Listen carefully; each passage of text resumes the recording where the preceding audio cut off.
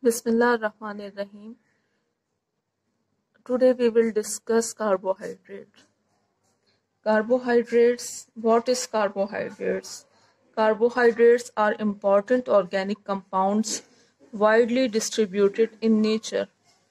These include sugar such as glucose, fructose, and sucrose, as well as non-sugar such as starch and cellulose.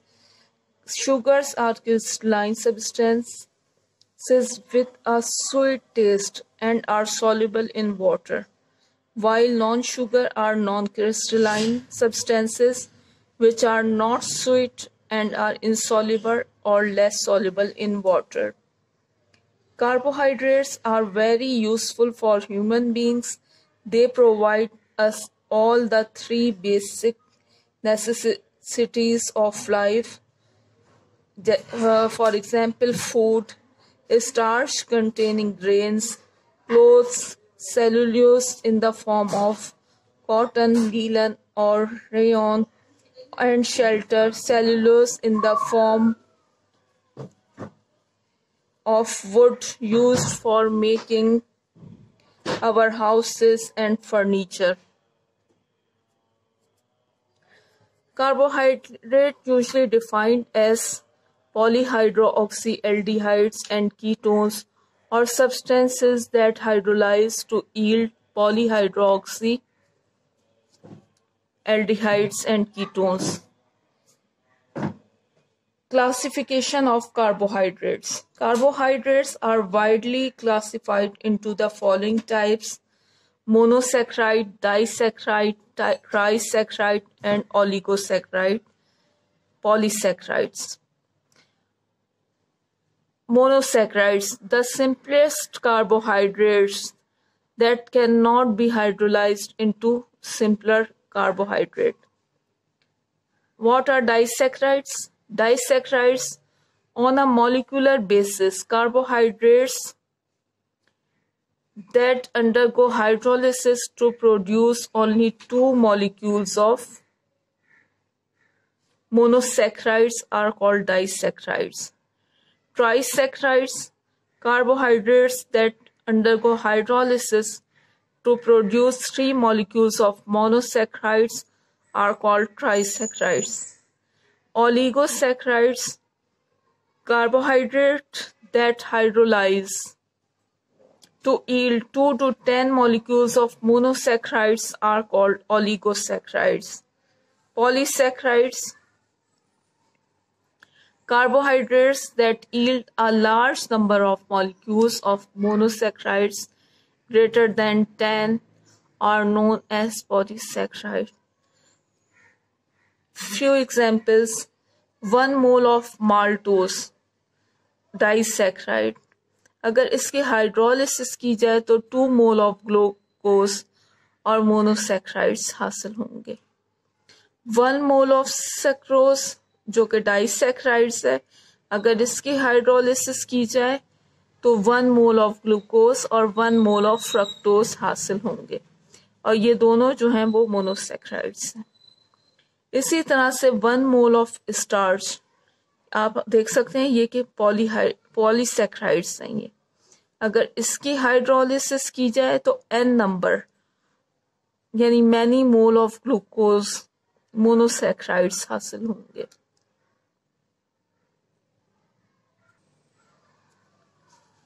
Classification of monosaccharides with example, structural example.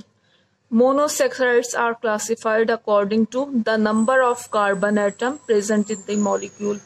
Monosaccharides को हम किस तरह से classify कर सकते हैं कि कार्बन एटम जो कि प्रेजेंट है मॉलिक्यूल में उनके कितने नंबर हैं. और नंबर 2 किस तरह से क्लासीफाई कर सकते हैं, whether they contain N aldehyde और कीटोन ग्रुप, यानी इसमें एल्डिहाइड ग्रुप मौजूद है या फिर कीटोन ग्रुप मौजूद है. एल्डोज में जैसे कि नाम से हम आइडेंटिफाई कर सकते हैं, एल्ड्स में एल्ड का मतलब है एल्डिहाइड ग्रुप मौजूद है. OSE जो है वो ग्लूकोज से आया है. एल्डोज का मतलब है कि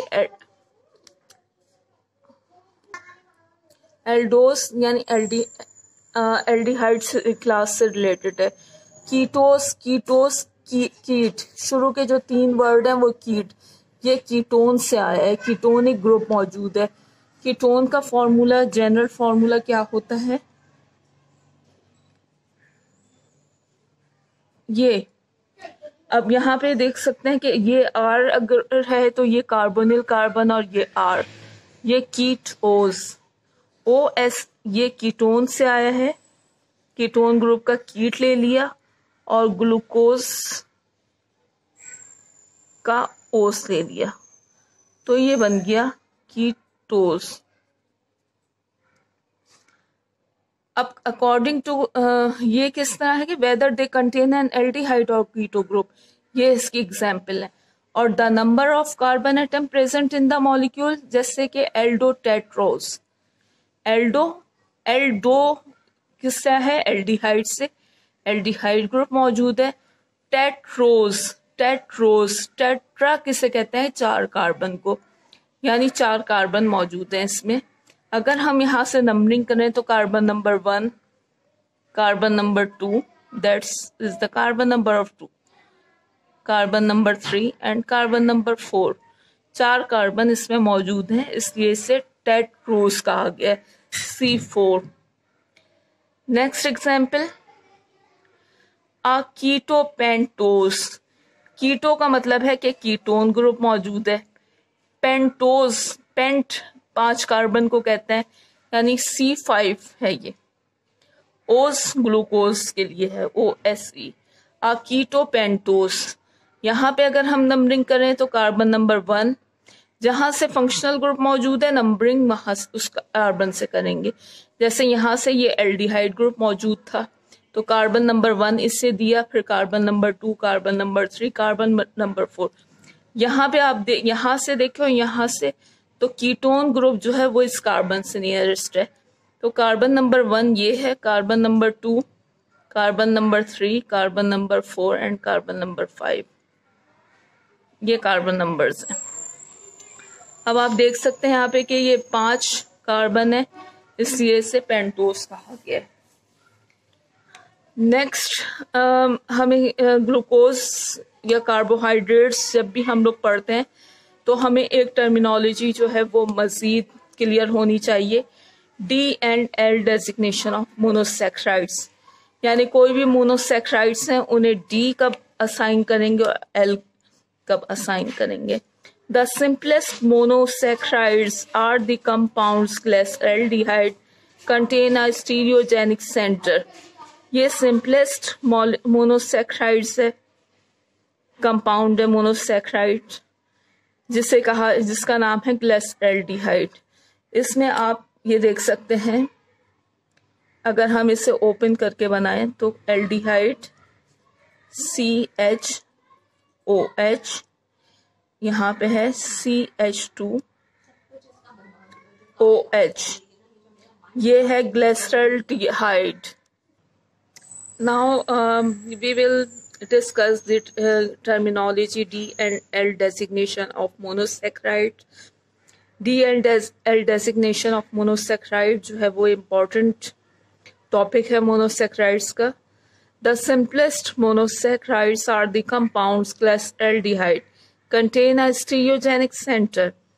Simplest monosaccharide जो है ग्लिसरॉल्डिहाइड का जो मॉलिक्यूल है मोनोसैक्राइड का, उसमें जो है एक स्टीरियोजेनिक सेंटर होता है। हम इसे अगर ओपन करके बनाएं इस स्ट्रक्चर को तो ये है, एल्डिहाइड मौजूद है, एक 2 नंबर कार्बन है, उसके साथ एक हाइड्रोजन और एक OH मौजूद है, और 3rd नंबर कार्बन जो है उसके साथ 2 हाइड्रोजन और एक OH मौजूद है। ये ग्लिसरॉल्डिहाइड का मॉलिक्यूल है। इसमें कहा गया कि ये जो है सिंपलेस्ट मोनोसैक्राइड्स है, और इसके पास एक ये स्टीरियोजेनिक सेंटर है। स्टीरियोजेनिक कार्बन का क्या मतलब है कि ये कार्बन जो है इस स्टीरियो से फॉर्म हो रही है, और यहाँ पे आप ये देख सकते हैं कि इसके पास एक हाइड्रोजन है जो कि एक डिफरेंट ग्रुप है, OH hydroxyl group, second different group मौजूद है, थर्ड जो है एल्डिहाइड का मॉलिक्यूल इससे अटैच है, और फोर्थ जो है CH2OH ये ग्रुप इससे अटैच है। चारों ग्रुप्स जो हैं वो इसके डिफरेंट हैं। तो यहाँ ये जो है ये स्टीरियोजेनिक है। आप ये देख सकते हैं कि यहाँ पे पॉजिटिव ग्लिसरॉल्डिहाइड है ये, और ये नेगेटिव ग्लिसरॉल्डिहाइड है।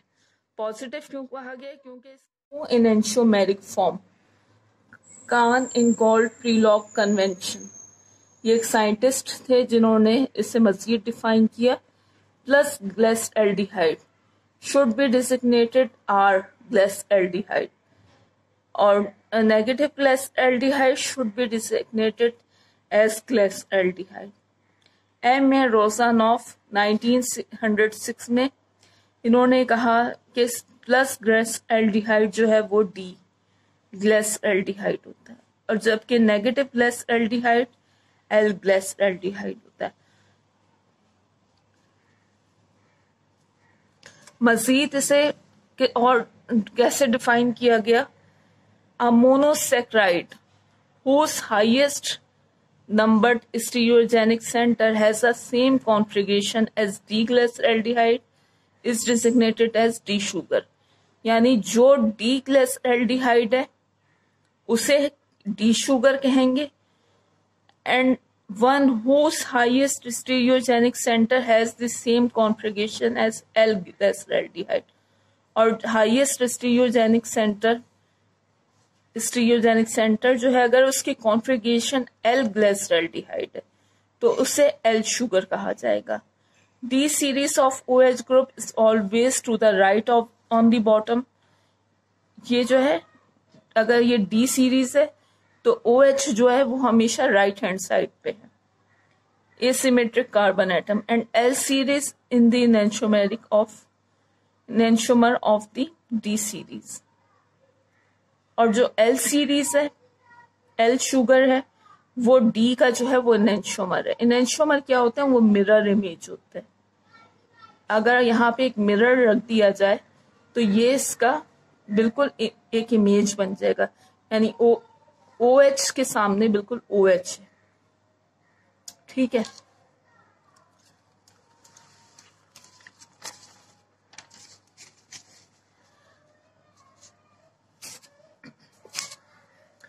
D and L designation are like R and S designation in that they are not necessarily related to optical rotation of the sugar to which they are applied. D और L designation जो होती है वो R और S designation की तरह है कि ज़रूरी नहीं है कि ऑप्टिकल रोटेशन जो शुगर की है वो इस पे अप्लाई हो सके। ये एग्जाम्पल है डी एल्डोपेंटोस, यानी एल्डिहाइड मौजूद है, पेंटोस 5 कार्बन मौजूद है, एल कीटोहेक्सोस यानी कीटोन मौजूद है और 6 कार्बन की चेन है। हेक्सोस हेक्सा कहते हैं कार्बन 6, और पेंट का वर्ड है तो carbon 5। Structural formula for monosaccharides. Emil Fischer was established the stereochemical configuration of the aldohexose D-glucose. Fischer projection formula. ये जो है फिशर प्रोजेक्शन फार्मूला, ये सिंपल लाइंस जो कि वर्टिकल और हॉरिजॉन्टल है इससे शो किया जाता है। इसे हमने कह दिया formula number 1। In formula number 2 circle and line formula. ये डिफरेंट फॉर्म्स हैं कि हम किस तरह से शुगर के फार्मूलाज को लिख सकते हैं। अगर कहा जाए कि सर्कल एंड लाइन फार्मूला है तो आप ये देख सकते हैं कि कार्बन की जगह यहाँ पे बॉल्स बनाई हुई हैं, सर्कल बनाए हुए हैं, यहाँ पे सिंपल लाइंस हैं, ये कार्बन्स हैं यहाँ पे। इसी तरह से यहाँ पे wedge line dash wedge formula, wedge line है और डैश वेज फार्मूला है, यानी आप ये देख सकते हैं ये थिक लाइन है और ये यहाँ पे जो है वो इस तरह की लाइन है। इसका मतलब है कि ये अवे फ्रॉम अस है, ठीक है, और ये बिहाइंड दी चेन है। एल्डिहाइड ग्रुप जो है वो बिहाइंड दी चेन है। OH group on the right है, यहाँ पे जो है ये लेफ्ट है। यहाँ पे OH ग्रुप दोबारा राइट साइड आ गया और यहाँ पे भी OH ग्रुप जो है राइट हैंड साइड है। कार्बन नंबर 1 कार्बन नंबर 2 पे OH ग्रुप जो है वो राइट हैंड साइड पे। कार्बन 3 पे OH group left hand side पे। कार्बन 4 एंड 5 पे OH ग्रुप जो है वो राइट हैंड साइड पे। ठीक है, अब इसके बाद ये है कि हम फोर्थ टाइप जो है हम ग्लूकोज को किस तरह से लिख सकते हैं। ये तो ओपन चेन स्ट्रक्चर है, लेकिन अगर रिंग फॉर्म में लिखा जाए तो वो किस तरह से है। 4 एंड 5 में आपको ये स्ट्रक्चर्स जो हैं वो बताए गए। इसे कहा जाता है होवर्थ फॉर्मूला। ऑक्सीजन जो है वो रिंग में है। कार्बन नंबर 1 जो है इससे हेमी एसिटल फॉर्म है ये। C5OH react with aldehyde group. C5OH जो है एल्डिहाइड ग्रुप से रिएक्ट करता है तो रिंग फॉर्म कह लें, वो ग्लूकोज फॉर्म होती है। इसको अब हम 6 और 7 मजीद इसे किस तरह से लिख सकते हैं। ये आप देखिए, ये चेयर फॉर्म है। ठीक है, ये चेयर बनी हुई है। Carbon number 1 carbon number 2 3 4 5 6। ठीक है, जो इससे बाहर है रिंग से CH2OH वो 6 है ये वाला, क्योंकि 5 का ऑक्सीजन जो है एल्डिहाइड से रिएक्ट करेगा, बॉन्ड फॉर्म करेगा, तो इसलिए जो है ऑक्सीजन जो है वो रिंग के अंदर आ गई है। इसे कहा जाता है अल्फा डी ग्लूकोपाइरानोस एक्सियल। अगर ये सीधी लाइन में है, बॉन्ड सीधा है, ये एक्सियल है, और अगर ये इस तरह से है तो ये इक्वेटोरियल कहलाता है, equatorial position. Alpha D glucopyranose, beta D glucopyranose. ये अल्फा शुगर हो गई जहां पे ये एक्सियल है OH, और यहाँ पे इक्वेटोरियल है तो ये beta D glucose. C1 are the diastereomer that differ only in the configuration of C1। Diastereomer में कार्बन जो है ये एनोमर है। डाइस्टेरियोमर वो होते हैं जिसमें तमाम ग्रुप्स की कॉन्फ़िगरेशन तो सेम है, लेकिन सिर्फ एक कार्बन पे जो है वो कॉन्फ़िगरेशन डिफरेंट है, जिस तरह आप इसमें देख सकते हैं। कार्बन नंबर 1 पे OH जो है वो एक्सियल है, यहाँ पे कार्बन नंबर 1 पे OH जो है वो इक्वेटोरियल है। कार्बन नंबर 2 दोनों पे देख सकते हैं कि इस कार्बन पे भी और इस कार्बन पे भी OH जो है वो इक्वेटोरियल्स हैं। कार्बन नंबर 3 पे दोनों OH जो है वो इक्वेटोरियल पोजीशन पे हैं। कार्बन नंबर 4 पे दोनों OH जो है वो इक्वेटोरियल है। कार्बन नंबर 5 पे जो CH2OH ग्रुप है ये इक्वेटोरियल है। यानी तमाम कार्बन पे जो ग्रुप्स हैं उनकी पोजीशन सेम है, सिर्फ एक पे डिफर है, इसलिए ये डाइस्टेरियोमर्स हैं। Alpha enomer has the OH trans to the CH2OH group. Alpha anomers में जो OH है वो ट्रांस पोजीशन पे है CH2OH ग्रुप के, क्योंकि OH जो है वो एक्सियल है और CH2OH जो है वो इक्वेटोरियल पोजीशन पे। इसी तरह से beta anomer has the OH cis to the CH2OH group, यानी OH ग्रुप और CH2OH ग्रुप दोनों जो है इक्वेटोरियल पोजीशंस में, इसलिए दोनों जो हैं वो सिस हैं। अब नेक्स्ट टर्मिनोलॉजी जो है वो है म्यूटा रोटेशन। म्यूटा रोटेशन क्या है? In solution specific rotation decrease 52.7 degree और इंक्रीज 52.7 डिग्री तक। The change in rotation towards an equilibrium value is called muta rotation. यहाँ पे यह है कि अगर हम शुगर का मॉलिक्यूल है, ग्लूकोज है, ठीक है, उसे जो है उसके डिसॉल्व करें वाटर के अंदर, तो होता यह है कि monosaccharide dissolve in water, the optical rotatory power of the solution gradually changes until it reaches a constant value. A freshly prepared solution of glucose has a specific rotation plus triple one.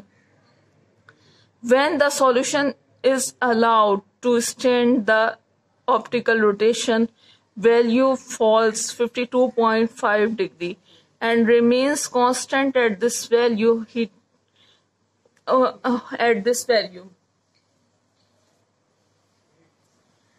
Sugar का molecule है, अगर water में उसे हमने dissolve किया तो optical rotation जो है शुरू में 112 और 18.7 है, लेकिन एक वक्त ऐसा आता है कि इन दोनों की, इसकी तो डिक्रीज हो जाएगी और इसकी इंक्रीज हो जाएगी और वैल्यू जो है वो कांस्टेंट हो जाएगी 52.7 डिग्री पे।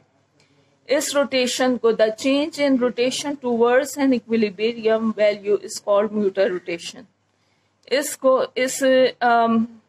रोटेशन को के इक्विलिब्रियम पोजीशन पे आके कांस्टेंट हो जाए, इसको म्यूटर रोटेशन कहा जाता है। इस फिनोमेना को ग्लाइकोसाइड फॉर्मेशन, ग्लाइकोसाइड जो होते हैं वो किस तरह से फॉर्म होते हैं। Carbohydrate acetals generally are called glycosides. Carbohydrates के जो एसिटल्स होते हैं उससे जो है ग्लाइकोसाइड्स कहा जाता है। An acetal of glucose is called a glucoside. Glucose के एसिटल्स जो होते हैं उन्हें ग्लूकोसाइड्स